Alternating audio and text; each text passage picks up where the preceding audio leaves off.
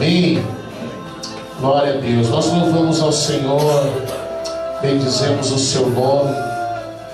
Muito bom a gente poder estar na casa do Pai e poder adorar o Senhor e poder bendizer o seu nome. Vamos abrir a palavra de Deus. Filipenses capítulo 3. Aleluia. Filipenses capítulo 3, verso número 7. Espírito Santo, que bom poder estar na tua casa. Que bom estar diante de ti, Senhor. Nós agora vamos nos alimentar de Cristo. Vamos nos sentar à mesa, comer o pão da presença. Vamos receber o Verbo vivo. Ministra o nosso coração, Pai. Ministra o nosso espírito, Pai. Rompe, ó Deus, com toda a mentalidade religiosa. Rompe, ó Deus, com toda a mentalidade que foi gerada em nós e que não tem Cristo. Dá-nos uma mente de Cristo, Pai. Pega-nos por dentro, Espírito Santo. Nós levamos a cruz de Cristo, Senhor, toda a nossa sabedoria, todo o nosso entendimento, tudo que somos e o que temos, Pai. Fala conosco, quebranta-nos, ministra, Pai, em nome de Jesus. Amém, Jesus. Amém. Filipenses 3,7 diz: mas o que para mim era lucro, isso considerei perda por causa de Cristo. Mas sim, deveras considero tudo como perda, por causa da sublimidade do conhecimento de Cristo Jesus, meu Senhor, por amor do qual perdi todas as coisas e as considero como refúgio, para ganhar a Cristo e ser achado nele, não tendo justiça própria que procede de lei, senão a que é mediante a fé em Cristo, a justiça que procede de Deus, baseada na fé, para o conhecer e o poder da sua ressurreição e a comunhão dos seus sofrimentos, conformando-me com ele na sua morte, para de algum modo alcançar a ressurreição dentre os mortos. Amém? Algumas palavras são muito marcantes nesse texto. Paulo está falando e ele está abordando sobre a importância de Cristo, sobre a importância de conhecer a Cristo e de ser achado nele, como há pouco nós cantávamos. Nós precisamos traçar um paralelo, nós precisamos entender o que Paulo está falando. A igreja moderna, a igreja de nosso tempo, ela tem se preocupado em perpetuar o nome de um homem, o nome de uma instituição, de uma denominação, de um ministério. E por conta desse desejo de consolidar pessoas na importância de uma denominação, as pessoas acabam não se convertendo a Cristo, mas se convertendo a uma visão denominacional, se convertendo a uma instituição, a um pregador carismático, a uma denominação, pelo seu poder, porque está na mídia, porque está na televisão, pela riqueza do seu tempo, por tudo de prazer que aquela denominação oferece àqueles que agora não são filhos de Deus, mas são clientes. Eles buscam um lugar, como um cliente busca uma loja, um comércio. Então a igreja deixa de ser igreja, e ela deixa de formar filhos ou discípulos, e ela começa a formar uma membresia, uma clientela, que sempre está ávida por algo novo, por algo diferente. Porque essas pessoas são atraídas por algo que não é espiritual. São atraídas por motivações carnais. São atraídas por desejos, por cobiça. Então, a denominação cobiça o dinheiro que aquele homem tem. Então, ela trabalha em cima da cobiça daquele homem. O homem, porque cobiça o que lhe é oferecido, é extorquido, é enganado, é-lhe dado um falso sentimento de que ele está envolvido em algo de Deus. Mas ao final de muito tempo, essa pessoa vai descobrir que ele, na verdade, aprendeu tudo sobre a denominação, tudo sobre a sua instituição, tudo sobre o seu pregador mais importante, sobre os seus fundadores, aprendeu tudo sobre os seus símbolos, sobre suas doutrinas. Ela vai perceber que ao longo do tempo ela guardou no seu coração muitos sofismas, falsas verdades. Ela vai perceber que ela construiu a sua casa sobre a areia da religião. Ela construiu a sua casa sobre a areia do engano. Mas o apóstolo Paulo, ele fala sobre um outro fundamento. Ele fala sobre um fundamento que deve fazer parte da nossa vida com Deus. Deus não está interessado em que nós guardemos no nosso coração o símbolo do Ministério Aviva, uma cruz em chamas. Deus não está interessado que a gente guarde no coração a origem, a história, que a gente guarde no coração o texto-chave do Ministério Aviva. Deus não está interessado o que deu origem ao Ministério Aviva. Deus não está interessado quais sejam as principais doutrinas do ministério. Se há cores, se há algo com o qual nós devemos então pautar a nossa vida, se existe algum ritual, se existe algum dogma, alguma liturgia que devemos observar. Não. O apóstolo Paulo, ele fala sobre a importância da igreja.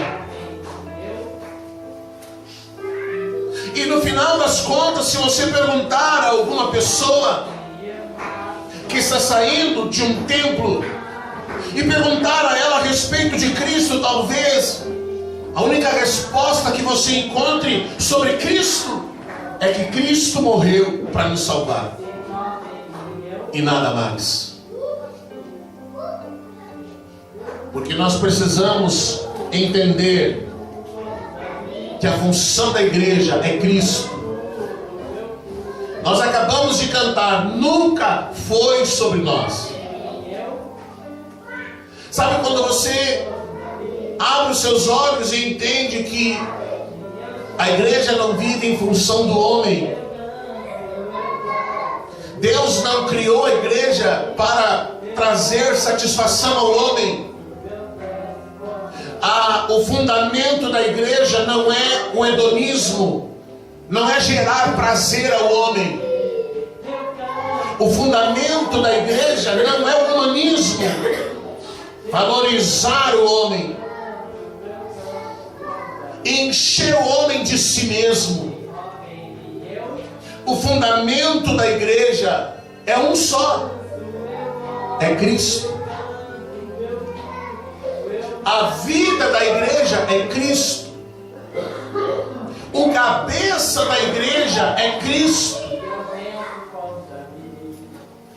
Então Paulo, que foi um homem que viveu praticamente a sua vida e até uma boa parte da sua juventude impulsionado por uma mentalidade, por um pensamento cheio de convicções religiosas, e por causa das suas convicções religiosas, Paulo matou pessoas,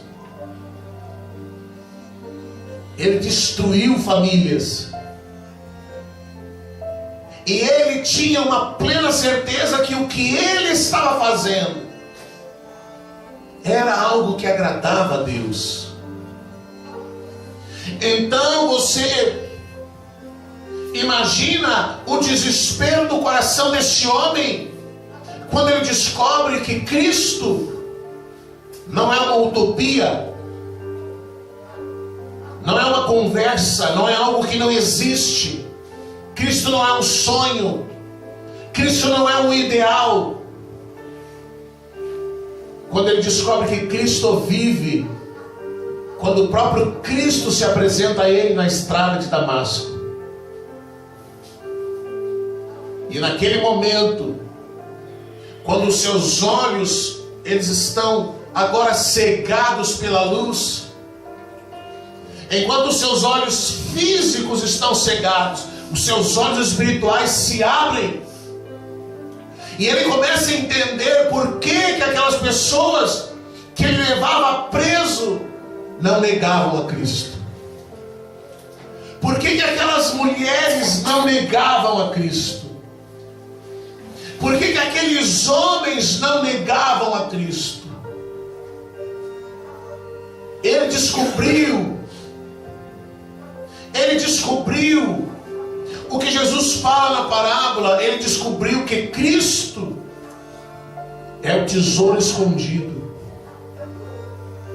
e que está enterrado em um lugar, em uma terra, em uma herdade, e que alguém descobrindo aquele tesouro entrega tudo o que tem para comprar aquela propriedade. Cristo é o tesouro escondido.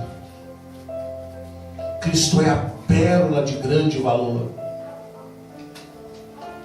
Quando ele descobre que Cristo realmente vive, então ele que foi aprendiz de um dos maiores teólogos do seu tempo, um dos maiores mestres do seu tempo, a palavra de Deus diz que este homem, esse apóstolo Paulo, este Saulo de Tarso,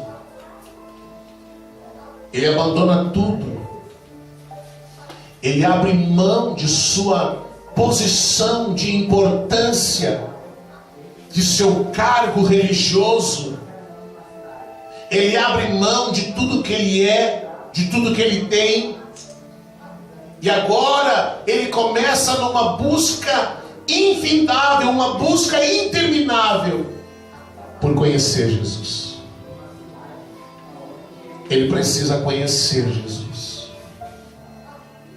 E é muito interessante porque a palavra de Deus diz que ele sai do meio do convívio de uma cidade, do conforto de uma casa, e ele vai morar no deserto por 3 anos. Ele e Cristo.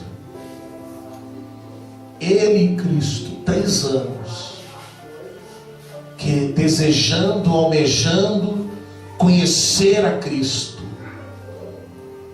Então este homem, que é responsável por quase todo o Novo Testamento, pelos seus escritos, pelas suas cartas, pelas suas orientações, pelos fundamentos da igreja,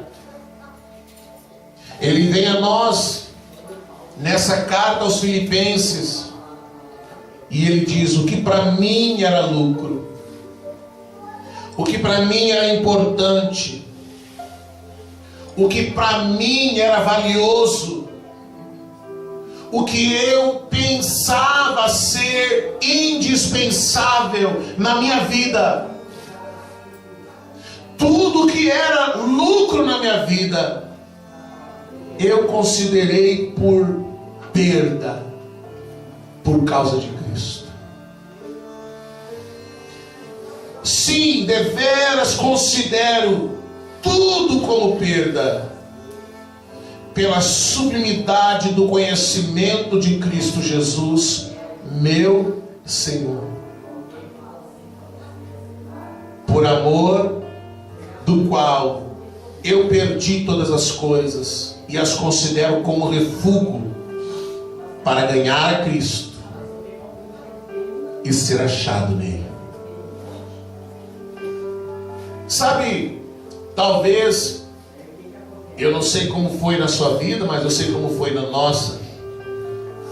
Muitas coisas que a gente julgava ser tão importantes, que a gente pensava que talvez não pudesse viver sem algo. E de repente, quando a gente conhece a Cristo, a gente vai vendo que todas as outras coisas, elas perdem o seu valor. Todas as outras coisas, elas perdem o seu sentido, a sua importância, o seu significado. Porque, como eu disse antes, Cristo é o tesouro. Cristo é a pérola escondida. Cristo é o que há de melhor que pode acontecer na vida de uma pessoa. Porque nós precisamos nos converter a um Cristo, não a uma denominação, não a uma instituição, não a um homem. A palavra de Deus, ela nos diz que Cristo é o tesouro, Cristo é a pedra principal, Cristo é o cabeça, Cristo é o noivo. E a noiva precisa aprender sobre o noivo, porque ela precisa se preparar para encontrar-se com esse noivo. Se você já esteve apaixonado em algum momento da sua vida, você sabe que você passa a ter um objetivo de agradar a pessoa por quem você está apaixonado. Então você muda algumas coisas na sua vida para agradar aquela pessoa, por amor. Você muda alguns hábitos, você muda algumas atitudes, você muda o seu modo de ser. E nós estamos falando de um amor eros, de um amor entre um homem e uma mulher. Mas o amor de Cristo para com a sua igreja, para com a sua noiva, o amor de Deus para conosco, é muito superior a isso tudo. Mas se somos capazes de mudar algo na nossa vida para agradar uma pessoa, se somos capazes de fazer algum empenho, algum esforço, até mesmo algum sacrifício para agradar alguma pessoa, porque nós a amamos, porque nos importamos com ela, quanto mais podemos fazer por causa de Cristo, por amor a Cristo, por amor à sua palavra, por amor ao Evangelho, e o Evangelho é Cristo. Nós estamos aprendendo nas noites de terça-feira que a verdade é Cristo. A verdade não é uma ideia, não é um pensamento, a verdade é Cristo.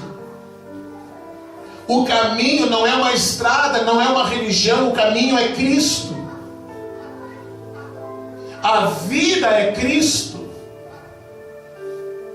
A palavra de Deus é Cristo.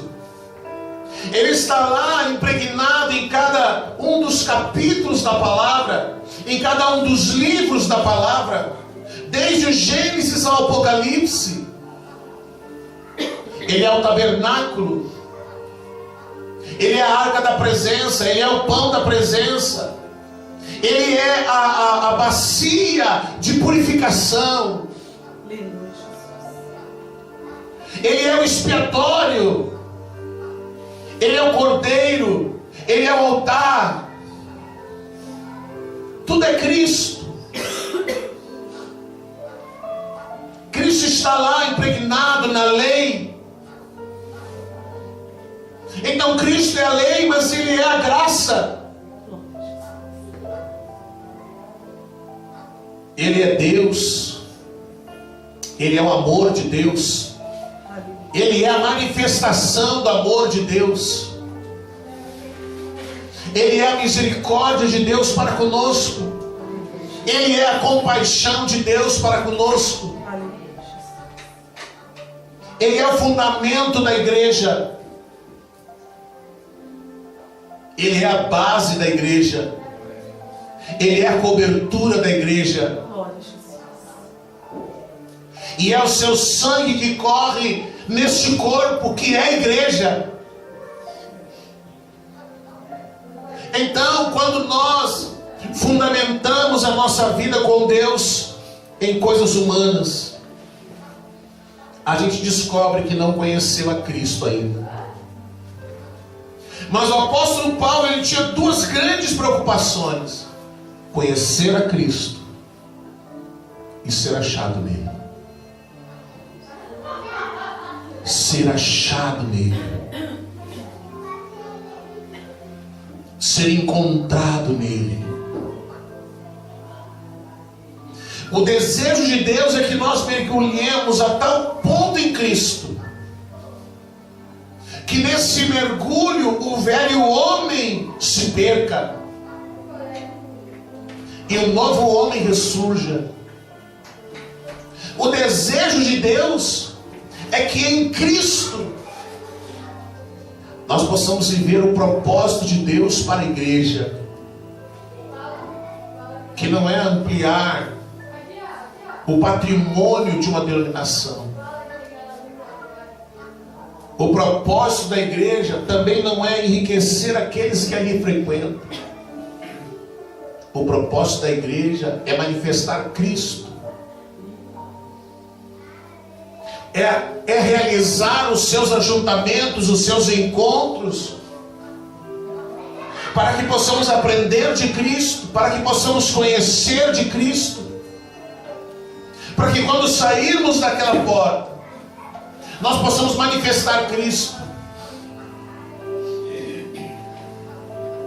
nós possamos ensinar sobre Cristo. Por isso que Jesus diz: aprendam de mim. Aprendam de mim, aprendam de mim. Ouçam. Então nessa noite você precisa se responder: você tem conhecido a Cristo? Você tem buscado a Cristo? Cristo tem sido o teu alimento? Cristo tem sido a tua vida? Cristo tem sido o motivo de sua vida? Você tem conhecido cada vez mais a Cristo? E você poderia dizer que está sendo achado nele? Ou você ainda não conheceu a Cristo? Você ainda está na estrada de Damasco, ainda não conheceu a Cristo, ainda está vivendo em busca de uma religião, de agradar uma religião, Ainda está vivendo em busca de corresponder a liturgias, a dogmas. E o meu desejo é que você conheça Cristo. Porque no dia que você conhecer a Cristo, todas as outras coisas perderão o seu valor. Você poderá dizer como Paulo: tudo o que eu tinha, eu considero como perda, como sem valor. Em outro texto ele diz: eu considero como esterco. Eu considero como nada. Porque o meu desejo é conhecer a Cristo e ser achado nele. O meu desejo é conhecer a Cristo e ser achado nele. Que esse seja o teu desejo. Sabe, a palavra de Deus diz assim: ó, conheçamos e prossigamos em conhecer ao Senhor. É por isso que quanto mais nós conhecemos a Cristo, quanto mais nós mergulhamos em Cristo,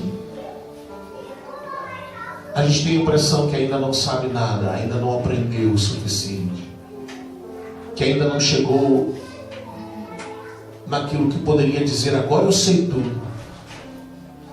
Diferente da religião. Faça um curso de teologia, daí você faz o curso de teologia: agora eu sei tudo, agora eu estou pronto, sei tudo, aprendi tudo. Diferente quando nós conhecemos a Cristo, nós chegamos à conclusão que ainda não sabemos o suficiente. Vamos vendo o quão distante estamos de algo que Deus pudesse olhar para nós e dizer: que alegria. Por isso que nós temos que continuar, que prosseguir conhecendo a Cristo. Nunca pensar que já sabemos tudo. Nunca pensar que já é o suficiente. Nunca nos cansar de buscar a Cristo. Nunca nos cansar de abrir mão de outras coisas terrenas. Nunca abrir mão das coisas eternas. Desejar a Cristo, almejar a Cristo, amar a Cristo, viver para Ele. Não dá nem para dizer morrer para Ele, porque no nosso Brasil ninguém morre por causa de Cristo. Se fosse no Irã, na Coreia do Norte, na China, em Cuba, talvez alguém pudesse dizer: eu vou morrer por isso. Mas no Brasil, o máximo que vão fazer é falar mal de você. O máximo que vão fazer é te chamar de fanático. Vão colocar algum apelido em você. E talvez até você se ofenda porque colocaram algum apelido em você. Mas se apaixone por Ele, se perca nele. Como eu dizia antes, não controle-se. Deixe que Ele controle as coisas. Deixe que Ele dirija a sua vida, guie a sua vida. Se submeta a Ele, se renda a Ele, se entrega a Ele. E aí você vai dizer como Paulo: realmente todas as coisas elas perderam o seu valor para conhecer a Cristo e para ser achado nele. Amém? A palavra diz que o novo homem, ele precisa ser amalgamado. Você sabe o que é amálgama? Quem sabe o que é amálgama? Vocês sabem? Amálgama. Eu, quando servi, eu fui auxiliar de dentista. E os dentistas naquela época faziam as obturações de prata. Hoje já quase não faz, acho, né? Faz ainda? E aí, tinha uma vasilha pequenininha de vidro e ele tinha um pó de prata. Pó de prata. E aí ele virava aquela quantidade de prata suficiente para fazer a obturação. E aí ele tinha alguma coisa como um pilão, mas pequenininho, também de vidro. E ele amassava com aquela peça de vidro, aquele pó de prata, até ele formar uma peça só, uma chapinha de prata. E aquele processo para fazer o amálgama, que é a mistura da prata, ele aquecia.